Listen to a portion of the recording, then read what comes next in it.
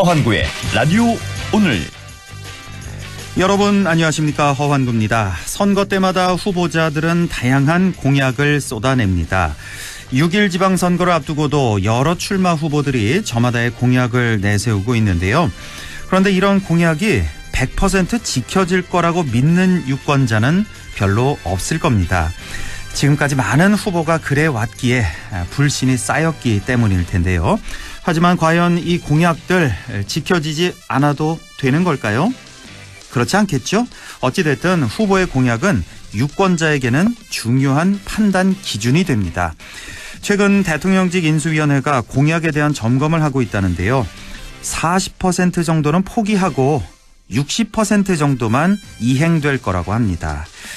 공약을 모두 지키란 법은 없겠습니다만 시작도 하기 전에 40%는 잘라내겠다. 과연 이래도 괜찮은 걸까요? 선거 때 이기려면 무슨 공약인들 못하겠냐고 둘러댄다면 국민의 불신만 깊어질 뿐이란 걸 잊어서는 안 되겠습니다. 4월 21일 목요일 라디오 오늘 광고 듣고 시작합니다.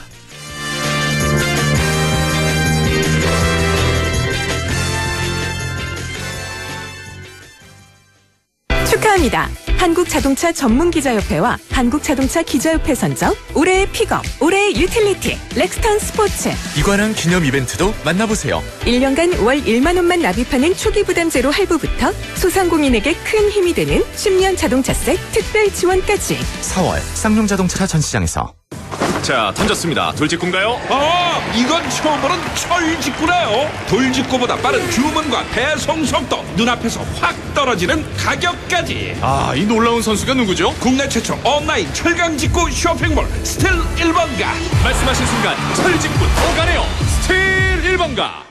쓰리 쓰리 쓰리 매일 쓰리 H 지압 침대 어깨 쓰리 쓰리 허리 쓰리 H 지압 침대. 의료용 진동기는 3H 지압 침대. 의료기기 광고 심의필. 역동적이면서도 우아하게, 기술은 미래적이지만 클래식의 품격을 잃고 싶지 않았던 전기 세단의 꿈, 불가능이었을까? 천만에 가장 화려하게 이루어지다. 메르세데스 벤츠 최상위 전기 세단 The New EQS. 네, 라디오 오늘 목요일 순서 시작하죠. 1부 과거의 정치사에서부터 현재 정치 현안까지 지역의 눈으로 바라보는 천용길의 정치 TMI, Too Much Information, 뉴스민 천용길 편집장과 함께하겠고요. 2부 이슈 오늘에서는 6.1 지방선거 후보자들 만나보고 있는데요. 오늘은 윤위영 상주시장 예비후보를 만나보겠습니다. 이어서 이인철의 시사경제, 참 좋은 경제연구소 이인철 소장과 함께하겠습니다. 라디오 오늘 생방송 놓치신 분들은 유튜브로도 다시 들으실 수 있습니다. 많은 애청 바랍니다.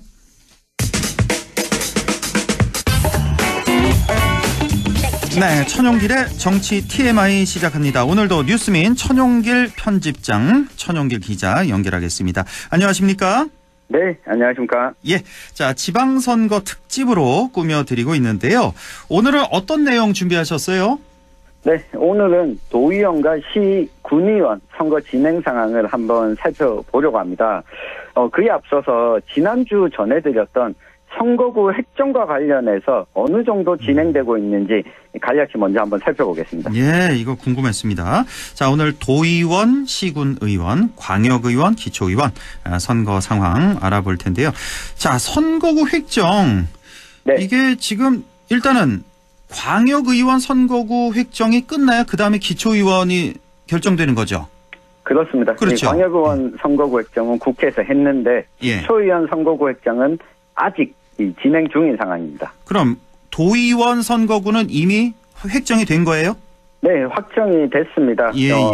경북의 경우에 도의원 60명, 이 지역구 55명이 확정이 됐고 예. 출마 예정자들이 출마할 지역들이 어느 정도 이제 그림이 다 나온 상황이라서 각 정당의 공천 상황만 기다리고 있습니다. 네. 자, 경북 광역의원이 모두 60명이죠?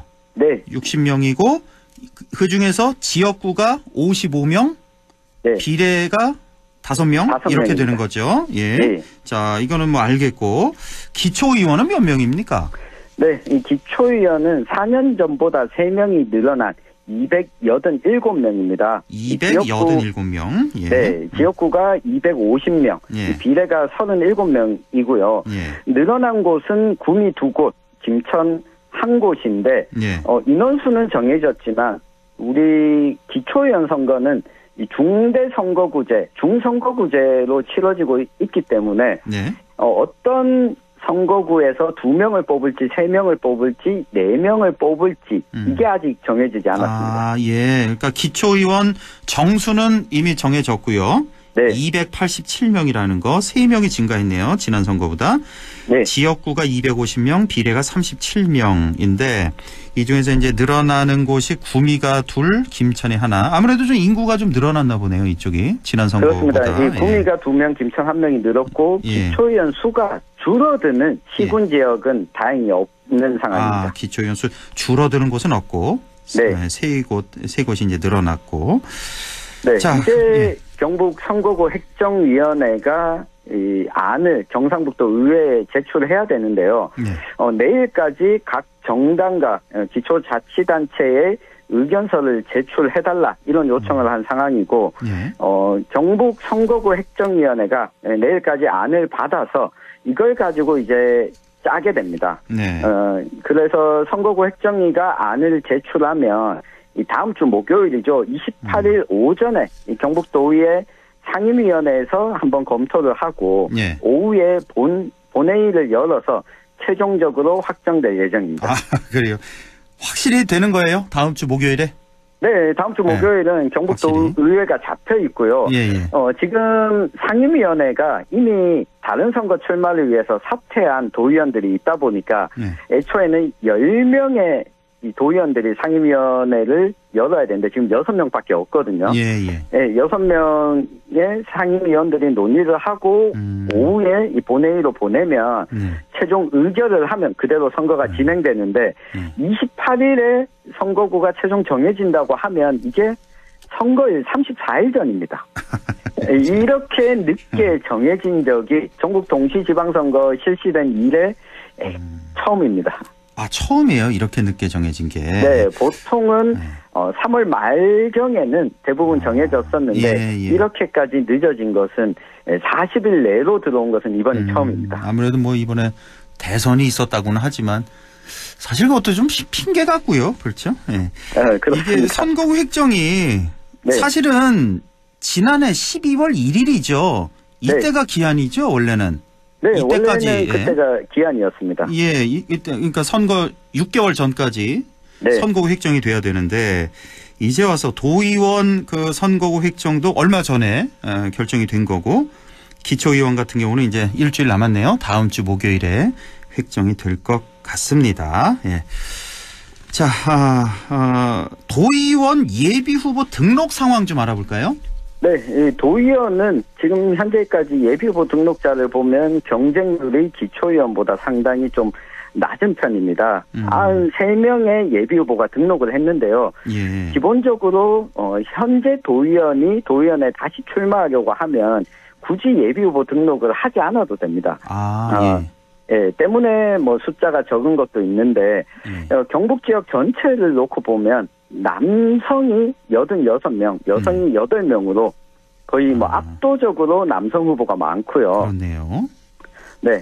이 30대 후보가 2명, 40대 후보가 8명, 50대가 45명, 60대가 35명, 70세 이상이 4명으로 50대와 60대가 압도적으로 많습니다. 그렇군요. 네. 총 그러니까 94명이 현재 예비 후보 등록했다는 말이죠. 네. 근데 앞으로 이제 현직 도의원들은 굳이 예비 후보 등록 안 해도 되니까 네. 예, 앞으로 더 늘어날 가능성은 있고요.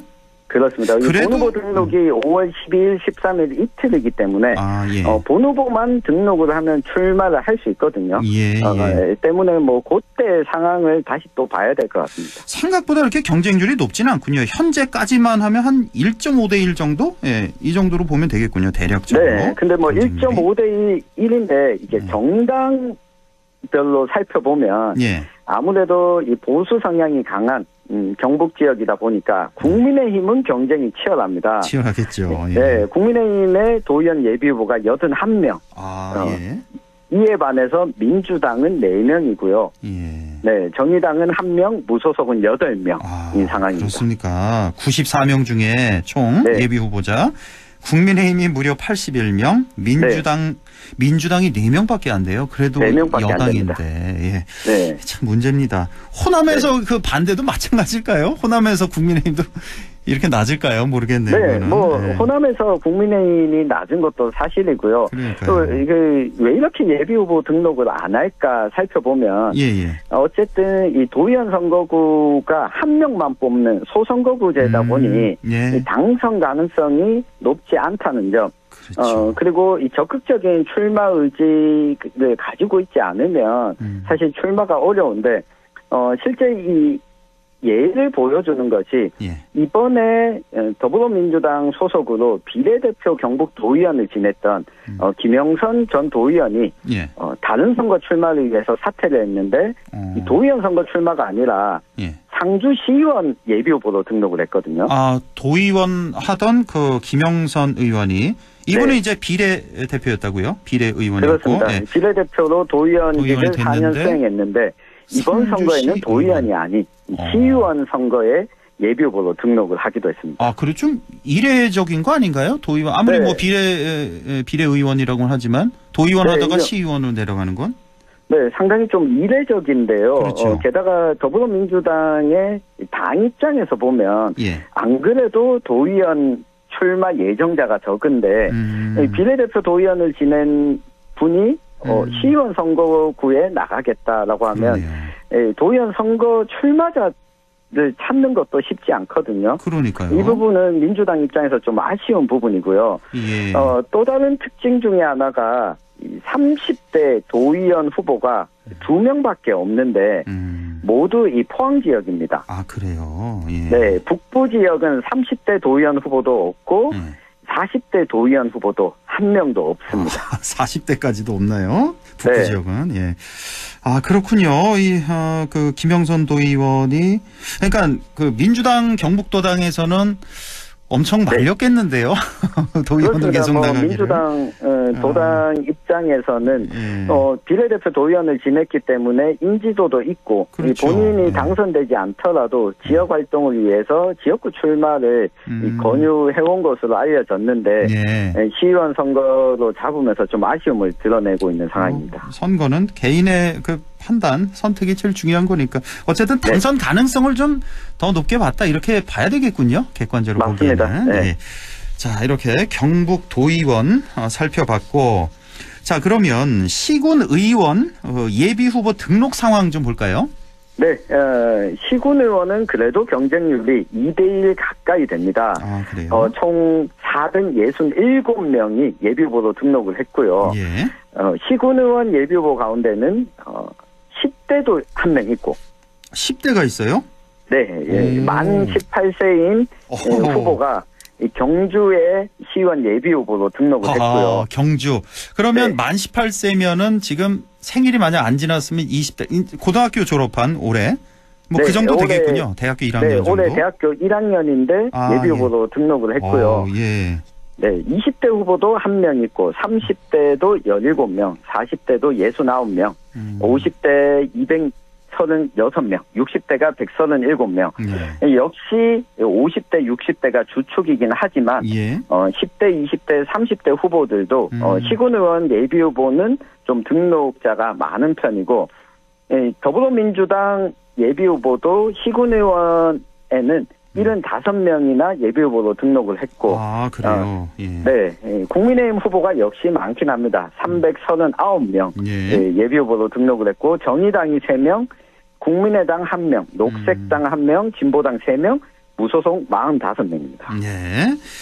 자, 이렇게 시군 의원까지 알아봤고 아무래도 그 시군 의원 뭐 중선거구제도 있다 보니까 민주당 또 뭐 무소속 다른 군소 정당에서도 많이 선거 등록, 예비 후보 등록을 했다는 거 알 수가 있습니다. 자, 시군 의원 선거에는 이제 상대적으로 젊은 후보들이 이제 도의원 선거보다는 많이 있는데 아무래도 알려질 기회가 별로 없었던 청년 후보들 많이 나왔을 거 아니겠습니까? 네. 뭐 다는 소개 못 하겠고 뭐 몇 명 정도만 좀 소개를 해 주시죠. 네.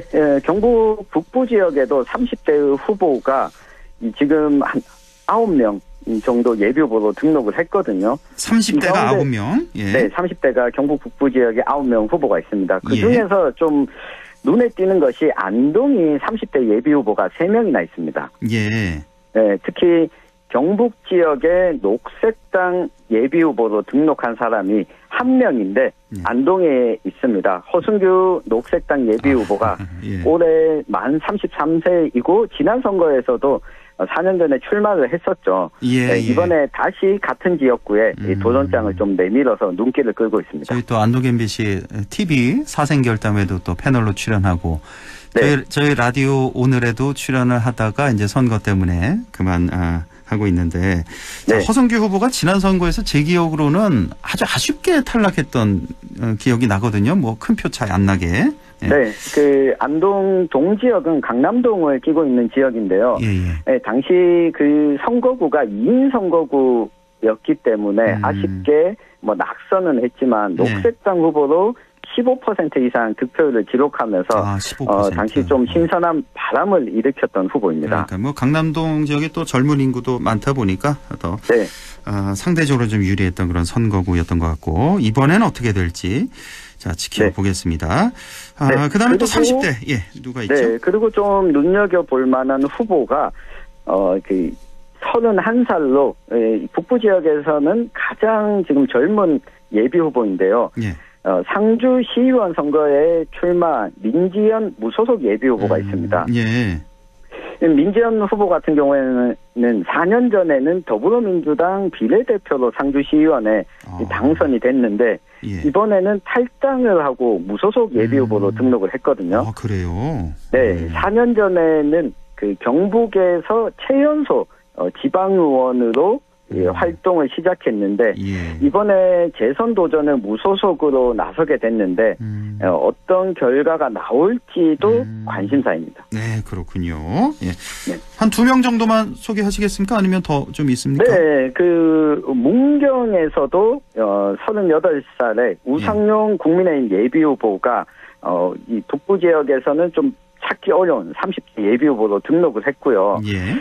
의성군이죠. 이 고령 인구가 가장 많은 지역이고 이 연령대가 평균 연령이 가장 높은 의성 지역에 국민의힘 소속으로 김현찬 예비 후보가 33살인데 33살. 이번 선거에 도전장을 내밀었거든요.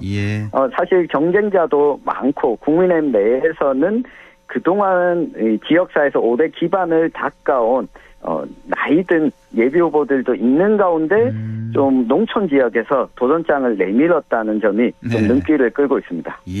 자 이렇게 젊은 청년 후보들 몇 명 정도 이렇게 소개를 해주셨고 자 그리고 또 궁금한 게 과연 이 예비 후보들 직업은 뭘까 하는 것도 좀 궁금한데요. 뭐 어떻게 나타났습니까? 네, 기초의원 예비후보 467명 가운데 가장 많은 직업군은 90명이 지방의원이었습니다. 아, 현재 현역 의원이군요. 90명이. 네, 현역 의원들과 그리고 전직 의원들이 예비후보로 등록을 많이 했고요. 또 경북 지역의 특징을 보여주는 것 중에 하나가 농축산업에 종사하고 있는 인사들이 81명으로 이 뒤를 이었거든요. 네, 이외에 뭐 정치인이 16명, 상업이 26명, 이런 순서대로 나왔는데, 아무래도 기초의원은 중대선거구제다 보니까 다양한 직종에서 다양한 직장을 가진 분들이 의회에 들어가서 민심을 반영하는 게 좀 긍정적이지 않나 하는 측면에서는 예비후보 등록 상황은 경북 지역에 골고루 직업군이 분포가 되어 있는 걸 확인할 수 있었습니다. 그렇군요. 전현직 지방의원이 가장 많고, 그다음 농축산업, 그다음이 정치인, 다음이 상업, 회사원 순으로. 혹시 뭐 기자 출신은 없습니까? 알고 있는. 기자 출신은 현재까지는 없습니다. 좀 더 지켜봐야 되겠고 본 등록이 5월 12일이라 그랬나요? 12일, 네, 13일? 5월 12일, 그렇죠? 13일 양일간 등록을 받고 그 이후에 이제 선거운동이 시작됩니다. 이게 이제 광역의원, 기초의원 다 같은 날이죠? 다 동일합니다. 그래서 동일하게. 예. 네. 지금 예비 후보 등록보다는 조금 더 늘어날 가능성이 있다는 거. 그렇죠? 예. 네. 자, 마지막으로 네. 지금 아직까지도 참 경북도지사 예비 후보 네. 아직 결정이 안 됐습니까? 뭐 민주당이나 다른 당 같은 경우? 네, 지금 뭐 다른 정당은 예비 후보는 아직까지 없고요. 아직? 전국 예. 17개 시도 가운데 유일하게 예비 후보가 없는 지역이 이 경북도지사 선거인데 예. 일단 국민의힘에서 이철우 현 도지사 출마가 확정됐고 예. 지금 출마 후보가 검토되고 있는 곳이 민주당인데 네. 오늘 제가 민주당 중앙당 전략공천위원장과 좀 통화를 해봤는데 예. 늦지 않게 다음 주 초 정도면 민주당 도지사 후보를 확정 지어서 발표할 것 같다라고 이야기를 했거든요. 예. 지금 뭐 3명 정도 지금 거론되고 있는데 늦지 않게 도지사 후보를 전략공천으로 확정을 해야 예. 또 후보자도 출마 준비할 여유가 있기 때문에 그럼요. 네, 다음 주 이 시간에는 더불어민주당 경북도지사 후보 확정 소식도 좀 상세히 알려드릴 수 있을 것 같습니다. 혹시 누가 가장 가능성이 높다 이런 언지를 못 받으셨어요? 네, 뭐 언지를 받았습니다. 받긴 받았어요? 네, 장세호 더불어민주당 경북도당 위원장과 임미애 민주당 경북도의원 둘 가운데서 확정이 될 것으로 보입니다. 알겠습니다. 자, 오늘 여기까지 하죠. 천용길의 정치 TMI 뉴스민 천용길 편집장과 함께했습니다. 고맙습니다. 감사합니다. 네, 라디오 오늘 2부에서 뵙겠습니다.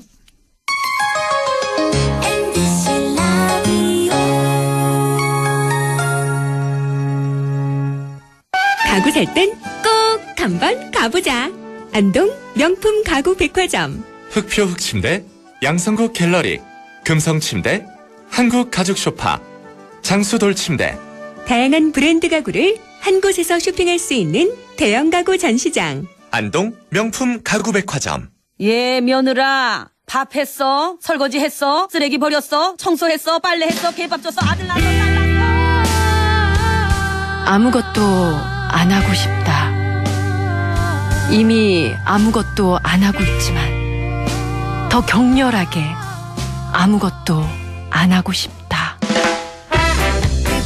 지금은 그냥 라디오만 듣고 싶다. MBC 라디오. MBC 라디오.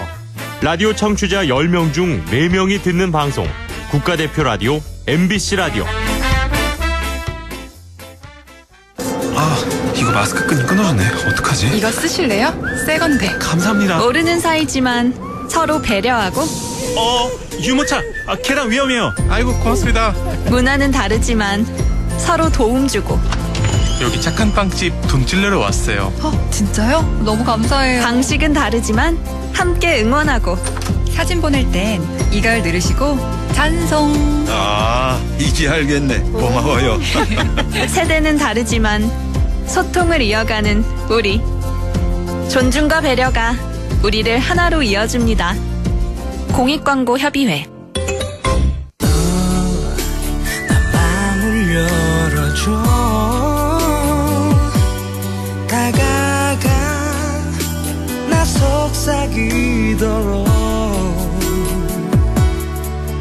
언제나 내 생각으로 행복해야 해요.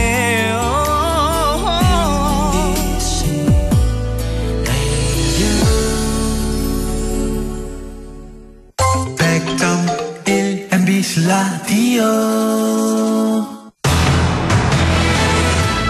네, 6시 29분 10초 지나고 있습니다. 이슈 오늘 시작하죠. 6일 지방선거가 오늘로 41일 앞으로 다가왔습니다. 이번 선거에 출마하는 후보들 만나보고 있는데요. 오늘은 윤위영 상주시장 예비후보를 만나보겠습니다. 윤위영 후보님 안녕하십니까? 예, 안녕하세요. 예, 반갑습니다. 우선 예. 자기소개 먼저 좀 해주시겠어요? 예, 반갑습니다. 예. 저는 35년간 공직생활을 했습니다. 이제 공직생활을 마치고 제 고향 상주 발전에 대한 저의 경험과 모든 능력을 쏟아 바치고자 근본 상주시장 선거에 출마하게 되었습니다. 예. 상주시장 예비후보 윤위영입니다. 예. 35년간 지방행정을 전문적으로 맡아왔다. 혹시 좀 구체적으로 어디서 일하셨는지 좀 궁금한데요. 예, 저는 초임 발령은 상주군청. 예. 지금의 상주시청이죠. 예. 상주시청에서 초임 발령을 하고 경북도청에서 예. 한 20여 년간 제가 근무를 하게 되었습니다. 예. 자, 이렇게 35년간 공직생활 하셨는데 출마를 결심하시게 된 계기는 뭔지요? 예, 저는 뭐 어릴 적부터 우리 이제 공무원들을 많이 봐왔습니다. 면 공무원, 군청 공무원을 보면서 저도 크면 공무원이 되고 싶다, 한번 돼보고 싶다 이런 생각을 했었습니다. 네. 예, 그래서 이제 저는 공무원이 되고자는 꿈을 가졌고, 그동안 제가 이제 공직생활을 하면서 제 고향 상주를 바라보면 참 아쉬운 점이 많았습니다. 어떤 비리라든지 파벌, 좀 무능한 시정을 보게 됐죠. 네. 행정 전문가가 시정을 펼치지를 못했기 때문에 아마 그러지 않았나.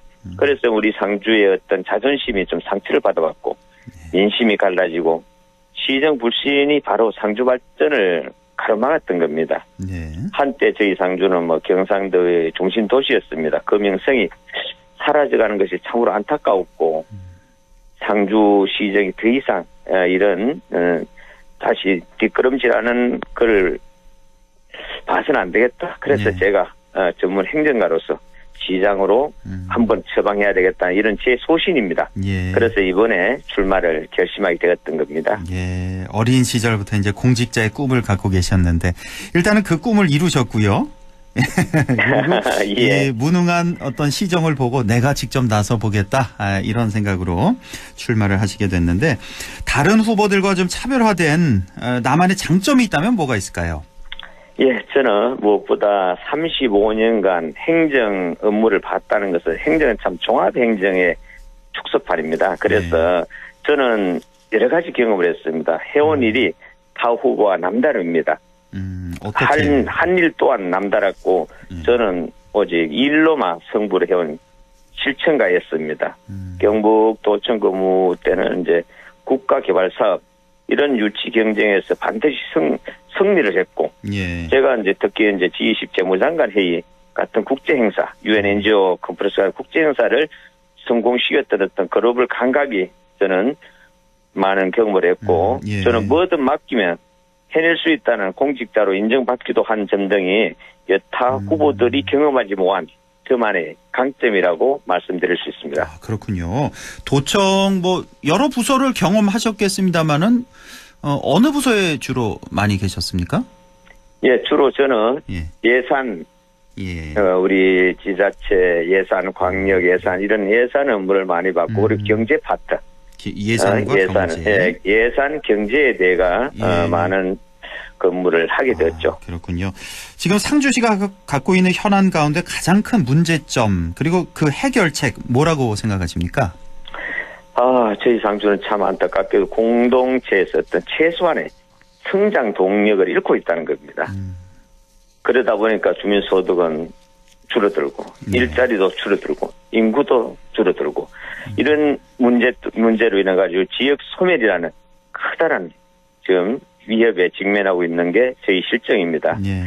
이런 문제점의 가장 핵심이라는 것은 우리 상주 지역의 성장 동력이라든지 미래 먹거리가 다른 도시들보다 좀 열악하다. 예. 물론 다른 도시도 마찬가지지만 저희는 더더욱 이런 부분에서 아주 취약하다. 그래서 상주에서의 문제점은 상주만의 문제점이라기보다는 우리 전국적인 문제점, 우리 상주는 특히 이런 성장 동력, 미래 먹거리 부분이 취약하다는 것을 저희들은 중요한 현안으로 보고 있습니다. 예, 뭐 비단 상주뿐만 아니라 우리 지역 다 공통점일 겁니다. 예, 지역 소멸 문제 접해 있고 또 성장 동력, 미래 먹거리 문제 이걸 해결해 나가겠다는 말씀이시고요. 핵심 공약 한 가지만 소개를 해주신다면요. 예, 그렇습니다. 우리 상주만이 할 수 있는 것, 상주가 가장 잘할 수 있는 분야에서 성장 동력을 찾는 것이 저는 중요하다고 봅니다. 네. 저는 그것을 농업에서 찾았습니다. 농업. 예. 예, 그것은 바로 저희 상주의 제 대표 공약입니다. 영남권 최초의 제2 가락동 도매시장을 유치 건립하는 것입니다. 아, 예. 이거는 좀 새로운 공약 같은데요. 제2의 가락동 도매시장을 유치하겠다. 예, 맞습니다. 조금만 구체적으로 설명을 해주신다면요. 가락동 시장은 상주만이 할 수 있는 선택이자 위기에 처한 우리 상주를 100년 먹고 살 수 있는 기회 상주로 만들어 주기 때문입니다. 네. 이 공약이 이루어진다면은 우리 지역이 소득이 늘어나고 일자리 같은 지역 경제가 좋아지는 건 물론 지역 발전, 관광, 주민복지 여러 분야에 파급 효과를 미친다고 보겠습니다.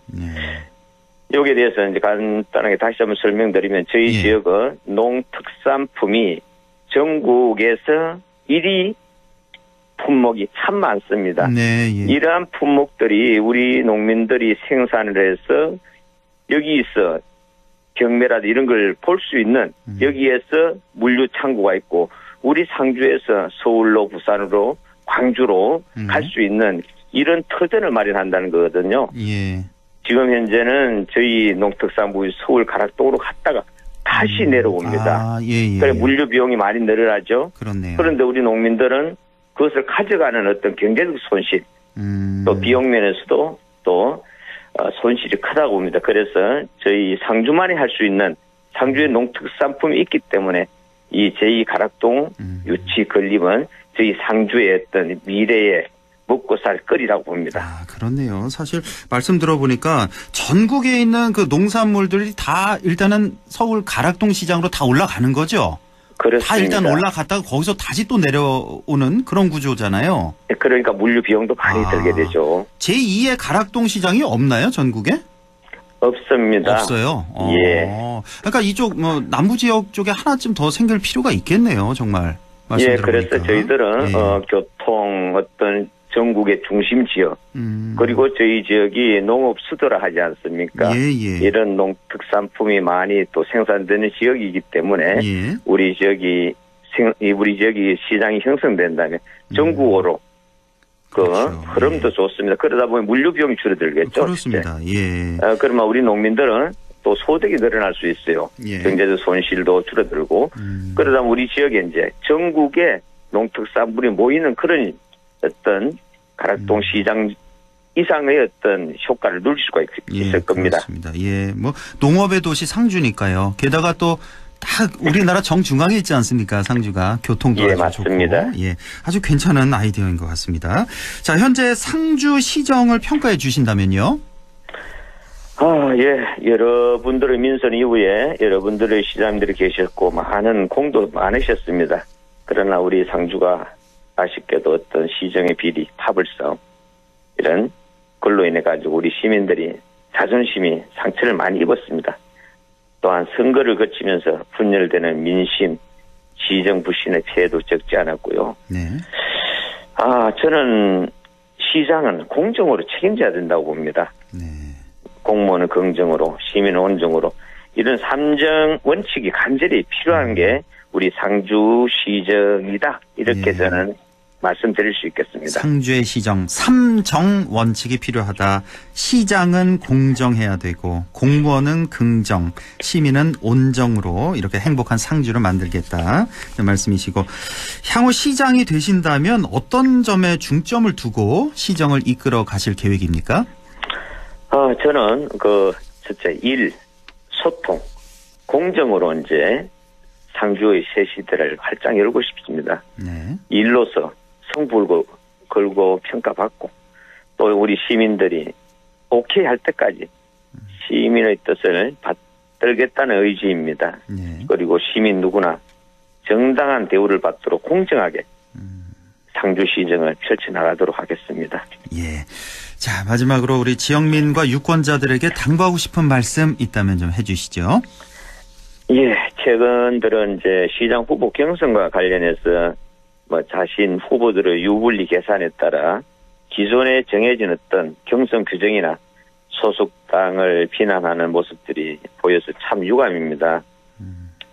저는 중앙당 경선 규정에 따라 정정당당하게 경선을 치르고 결과를 겸허히 받아들일 것입니다. 시장 선거에 있어 모든 소속당 후보가 원팀으로 승리하는 그렇게 해야 된다는 약속을 드리고 싶고요. 우리의 사랑하는 그 상주 시민 여러분들이 저 윤희영 승리를 위해 힘을 보태주시기를 제가 간곡히 이 자리를 빌어 부탁드리고 싶습니다. 윤희영은 시장에 대해 일로서 보답하겠다는 약속을 드립니다. 예, 지금 뭐 선거 운동 하시느라고 많이 바쁘고 또 마음도 좀 초조해지고 긴장도 많이 되실 텐데요. 이게 결과가 언제 결정이 되는 거죠? 경선이? 예, 경선이 지금 저희들은 그 면접도 보고 이제 뭐 정책 발표도 하고 했습니다만 지금 경선 중이고 5당 공천심사위에서 아마 1차 이제 지난번 여론조사를 했어요. 지난주에. 그 결과에 따라서 어떤 경선을 하는 룰이라든지 어떤 분이 경선에 참여할지 등이 아마 뭐 다음 주 초까지는 이루어지지 않겠나 이런 생각을 해봅니다. 그리고 이달 말까지는 5월 초 원래 계획은 5월 5일까지 후보자가 결정되는 것으로 뭐 알고 있습니다. 예, 알겠습니다. 자신 있으시죠? 예, 열심히 하겠습니다. 예, 끝까지 힘내시고요. 좋은 결과 기대하겠습니다. 고맙습니다. 예, 안녕히 계십시오. 예, 고맙습니다. 예, 감사합니다. 지금까지 윤희영 상주시장 예비 후보였습니다. 라디오 오늘에서는 청취자 여러분의 참여를 기다리고 있습니다. 우리 지역에서 발생한 사건 사고 소식이나 함께 토론하고 싶은 내용을 안동 MBC 홈페이지 라디오 오늘 게시판에 올려주시기 바랍니다. 전화와 문자 참여도 하실 수 있습니다. 전화는 851국에 7191번, 문자는 샵 0913번으로 보내주시면 됩니다. 문자는 단문 50원, 장문 100원의 정보 이용료가 있습니다. 여러분의 많은 참여 바랍니다.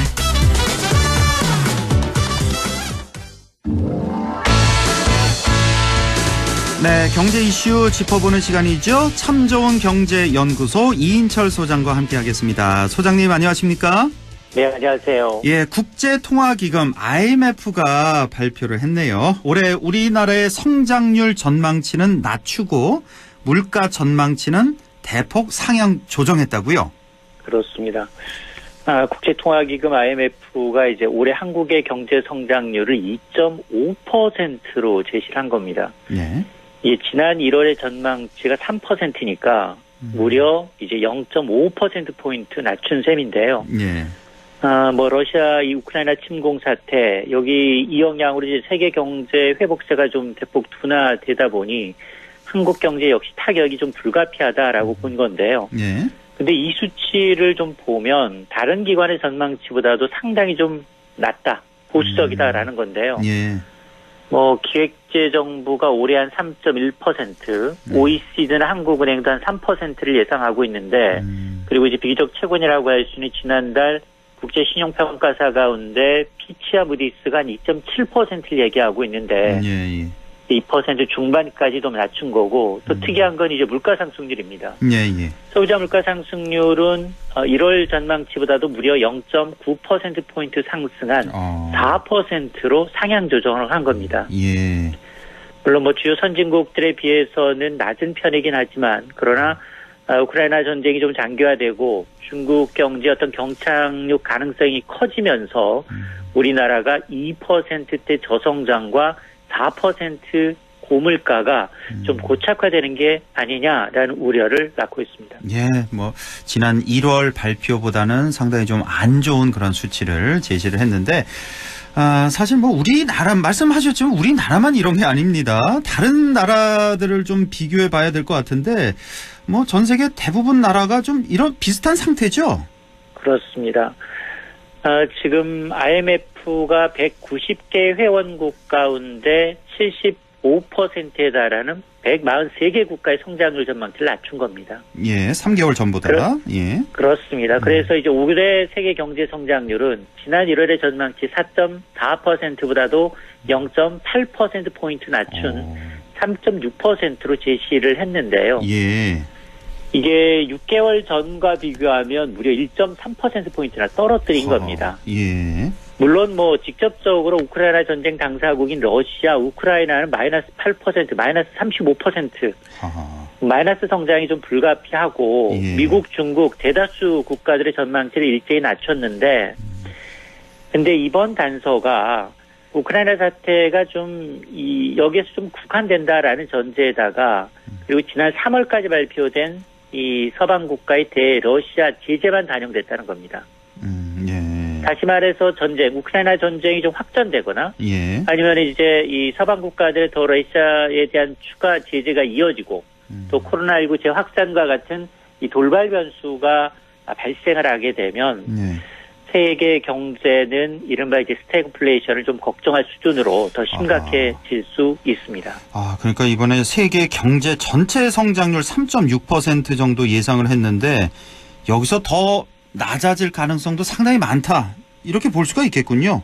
그렇습니다. 그렇죠. 예, 아무래도 뭐 러시아 우크라이나 전쟁도 있고 뭐 전 세계적인 인플레이션도 있고 중국 경제도 그렇게 안 좋다면서요, 지금? 맞습니다. 중국도 지금 상당히 이제 제로 코로나 정책 때문에 도시를 잇따라 봉쇄하다 보니까 지금 올해 성장률 목표치를 달성하지 못할 가능성이 상당히 높아졌습니다. 그렇군요. 그나마 이제 미국이 뭐 생각보다는 괜찮네요. 한 3.7% 정도 성장을 예상을 했고 뭐 가까운 나라 일본이라든지 뭐 이런 데도 다 안 좋죠. 뭐 독일, 프랑스 뭐 이쪽도.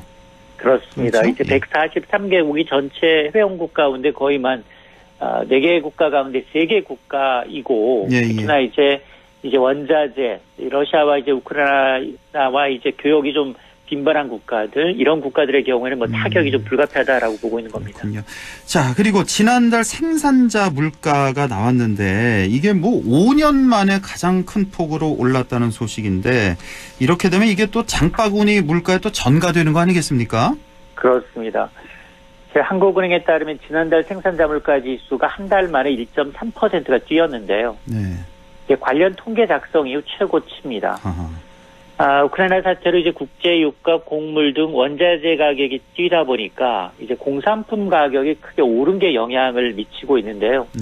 실제로 이제 국제 유가는 지난달 배럴당 $100 돌파했고 우리가 주로 수입하는 중동산 두바이유는 더 뛰었습니다. $110. 한 달 만에 20%가 뛰다 보니까 이렇게 공산품, 석탄 제품, 화학 제품 가격이 많이 올랐습니다. 그런데 이제 국제유가 상승이라는 게 통상 수입 물가나 생산자 물가를 거쳐서 이제 소비자 물가에 반영되는 만큼 지금 이 소비자 물가의 선행 지표인 생산자 물가가 이렇게 뛰었기 때문에 4월 이번 달 이제 소비자 물가 역시 4%대 이제 높은 오름세를 이어갈 가능성이 상당히 커졌습니다. 예, 이렇게 뭐 유가, 원자재가 다 뛰고 있고. 또 하나 곡물 가격도 요즘 상당히 많이 뛰고 있다고 하는데 지금 뭐 우크라이나 사태가 상당히 그 큰 원인 중에 하나가 될 텐데 지금 지난달 말이죠. 그 밀 수입 가격이 아주 급등한 것으로 나타났다고요? 그렇습니다. 지난달 이제 밀 수입 가격이 톤당 $400를 넘어 13년 만에 최고치를 기록하고 있는데요. 뭐 한 달 전에 비해서 8.8%, 1년 전과 비교하면 42%, 또 코로나 사태 초기였던 2020년 3월과 비교하면 54%가 뛴 겁니다. 뭐 수입 밀 가격은 이제 러시아, 우크라이나 침공 사태 영향으로 여기가 지금 전 세계 밀의 한 30%를 차지하는 곡창지대인데요. 여기다 이제 전 세계적인 물론 안으로 해상 운임까지 덩달아 뛰고 있는데 영향을 받고 있는데. 우리나라는 주로 이제 러시아, 우크라이나에서는 사료용 밀을 수입하고요. 식용, 먹는 밀은 미국, 캐나다, 호주에서 수입을 합니다. 그래요. 그런데 이제 우크라이나 사태로 인해서 국제 곡물 가격이 전반적으로 가격이 오르다 보니까 이제 직간접적으로 영향을 받고 있는데요. 이게 문제가 뭐냐? 이제 올해 곡창지대에서 전쟁이 나면서 파종 시기를 놓친 겁니다.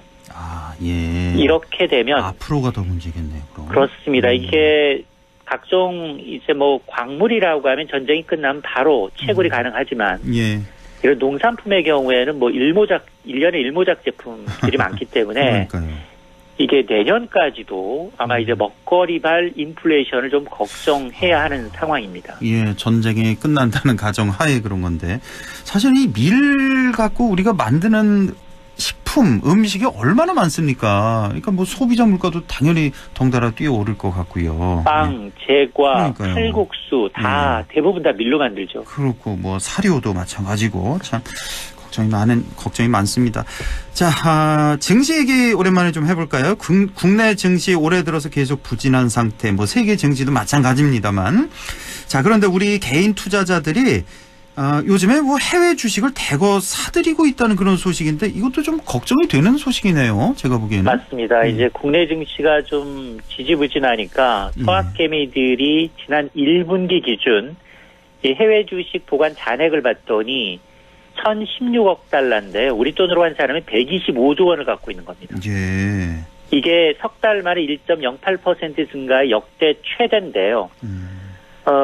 서학개미가 가장 선호하는 건 미국 주식이었습니다. 예. 전체 보관 금액이 70%에 해당하는 703억 달러인데 이 종목별로 봤더니 테슬라가 1위입니다. 168억 달러, 예. 20조 원어치 갖고 있고요. 예. 애플, 엔비디아, 알파라데이, 마이크로소프트 이게 상위 5개 종목인데 예. 모두 미국 주식입니다. 예.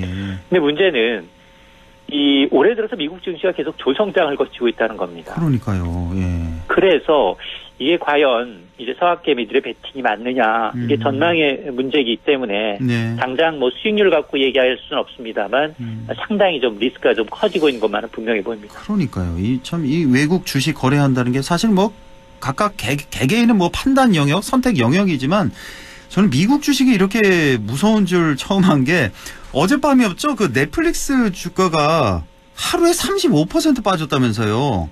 미국 주식은 상한가, 하한가가 별도로 없습니다. 없죠. 따로 없죠. 예. 예. 아니 이러한 거대 주식, 넷플릭스 같은 주식이 하루에 35%가 빠질 수 있다는 거. 우리나라 투자자들도 상당히 많을 텐데요. 그렇죠? 넷플릭스도 맞습니다. 마찬가지로. 예, 정말 조심하셔야겠습니다.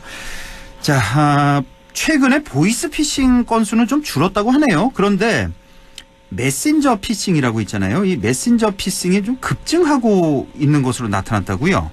그렇습니다. 이제 메신저 피싱이라는 게 문자 메시지로 가족, 지인 사칭하는 겁니다. 예. 액정이 깨졌으니까 돈 보내달라, 아니면 이제 이 부모님한테 인적사항 달라, 뭐 이런 이 메시지를 보내서 개인정보 탈취하는 수법인데요. 네. 죄질이 나쁜데, 근데 이제 지난해 전체 보이스 피싱은 2년 연속 줄었습니다만, 메신저 피싱이 크게 늘어난 게 특징적인데요. 예. 금감원의 자료를 보니까 지난해 보이스 피싱 피해 금액이 1,682억 원, 1년 전보다 28% 줄었는데, 예. 문제는 이 메신저 피싱이 피해액이 991억 원, 1년 전에 비해서 166%, 2배 넘게 더 늘어난 겁니다. 보이스 피싱은 28% 줄었고 메신저 피싱은 165%가 늘었다고요? 그렇습니다. 예. 그러다니까 이제 코로나 때문에 이제 이 비대면 참여를 이용한 사기 수법이 늘고 있는데요. 네. 뭐 코로나19 백신 예약이라든가 방역증명서 발급, 재난지원금 지급, 그리고 액정 깨졌다는 이제 호소형까지 이런 문제는 뭐냐? 피해 금액 가운데 환급된 돈을 따져봤더니 환급률이 36%에 불과하다는 겁니다. 아, 그래요? 피해를 당하면 여전히 피해 금액의 3분의 2 정도는 돌려받지 못하고 있기 때문에 예. 이 SNS를 통해서 개인정보를 요청한다, 자금 이체 요청한다, 무조건 좀 거절하고 출처가 불분명하다, 인터넷 URL은 절대 눌러서는 그러니까요. 안 되고요. 예. 만약에 이제 속아서 송금했다라고 하면 30분 이내 즉시 계좌 지급 정지 신청을 해야만 예. 구제 받을 수 있는 길이 열립니다. 저도 사실 얼마 전에요. 이 메신저 피싱 아주 가까운 사람이 그 당하는 그 현장에 같이 있었거든요. 근데 머릿속이 하얘지더라고요. 이게 당하고 나서 맞습니다. 이거는 보니까. 누구한테도 다 올 수 있는 문제고요. 예. 본인이 당하면 이 전문직들도 많이 당합니다. 그러니까 이게 무슨 일이 있어도 일단은 직접 통화를 해봐야 된다는 거, 이게 가장 중요합니다. 예. 그리고 뭐 신분증이나 뭐 계좌번호, 비밀번호 이런 거 알려주면 이제 걸려드는 거니까. 이건 뭐 사후 처리할 게 정말 많더라고요. 이거 한번 당하고 나면. 무슨 일이 있어도 반드시 통화를 하고, 이렇게 돈을 뭐 붙여주든 말든 이렇게 하셔야 된다는 거 명심하셔야겠습니다. 자, 오늘 여기까지 하죠. 참 좋은 경제연구소 이인철 소장과 함께했습니다. 고맙습니다. 네, 고맙습니다.